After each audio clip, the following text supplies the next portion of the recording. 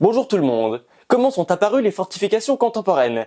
C'est une question qui doit vous démanger chaque jour. Comment ça, pas du tout? Eh bien, laissez-moi y répondre quand même. En France, les premières fortifications contemporaines apparaissent à la fin du 19e siècle et forment un ensemble cohérent de plus de 200 forts répartis sur les frontières nord-est, est et sud-est. C'est la ligne serrée de rivière du nom de son architecte principal, un chantier titanesque qui débutait en 1874 et qui se terminait en 1914. Et en 40 ans de travaux, il y en a eu des changements, des évolutions. Voyons ça. Les forts serrés de rivière avaient de nombreuses formes, décidées localement en fonction de la topographie, mais ils étaient tous conçus de la même façon. Pour notre exemple, optons pour une forme simple, un rectangle, et concentrons-nous sur la période 1874-1885. Positionné sur un sommet, le fort disposait d'une vue absolue sur les routes en contrebas. Il était entouré d'un fossé imposant large de 8 mètres en moyenne et pouvant atteindre presque 10 mètres de profondeur. Ce fossé était le plus souvent encadré par des murs en maçonnerie appelés scarpes à l'intérieur et contre-escarpes à l'extérieur. Dans de rares cas, l'escarpe pouvait ne pas être construite. Après avoir traversé le pont, nous rejoignions l'entrée, également en maçonnerie. Entre 74 et 85, tous les forts étaient entièrement construits en maçonnerie.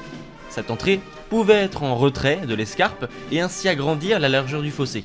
Nous y retrouvions un corps de garde et un pont roulant, un piège cachant une chute douloureuse. En continuant d'avancer, nous arrivions dans les casernements de paix, deux blocs en partie symétriques et contenant les lieux de vie des soldats, les chambrées, la cuisine, la boulangerie, les infirmeries et les bureaux de l'administration militaire. Il s'y trouvait également d'immenses magasins à poudre. Pour défendre les fossés, le fort était pourvu de caponnières, ici 3, dont 2 simples protégeant un flanc et une double en protégeant 2. Les couloirs partaient de l'intérieur du fort et descendaient dans des petites casemates maçonnées au fond du fossé. Des fosses plus petites empêchaient l'ennemi de les atteindre. On y trouvait des canons capables de tirer à la mitraille. Le fort était globalement une immense plateforme d'artillerie. Un grand nombre de canons de divers modèles se tenaient à l'air libre autour de la rue du Rempart, un chemin faisant le tour de l'édifice et reliant l'ensemble des positions de tir. On accédait à ces dernières via les nombreuses traverses-abris qui s'y trouvaient. Les soldats pouvaient également se tenir fusil en main, prêts à tirer sur l'ennemi en prenant place le long du parapet d'infanterie, une zone légèrement surélevée à la visibilité assurée. Parfois, quand l'artillerie n'était pas jugée suffisante, on ajoutait aux forts les plus importants des batteries annexes, des plateformes supplémentaires à l'extérieur et reprenant la même architecture que la rue du Rempart.